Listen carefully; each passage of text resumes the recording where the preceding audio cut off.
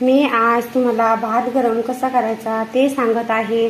माझा रात्रीचा उरलेला भात आहे।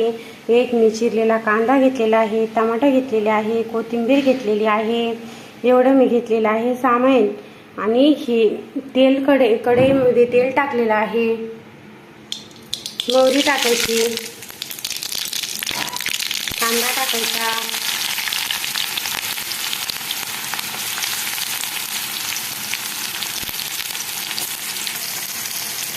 कांदा छान भाजून घ्यायचा।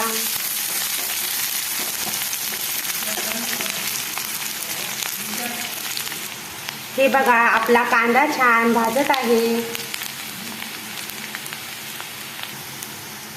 टोमॅटो टाकायचा आता त्यामध्ये,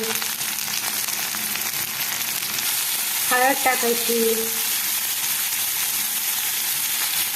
लाल चटणी टाकायची, मीठ टाकायचं। आता भात टाकून द्यायचा।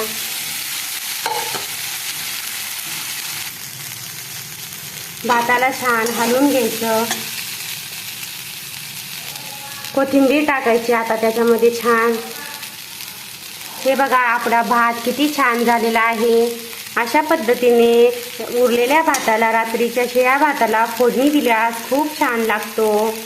हे बघा आम्ही किती छान फोडणी दिलेली आहे भाताला।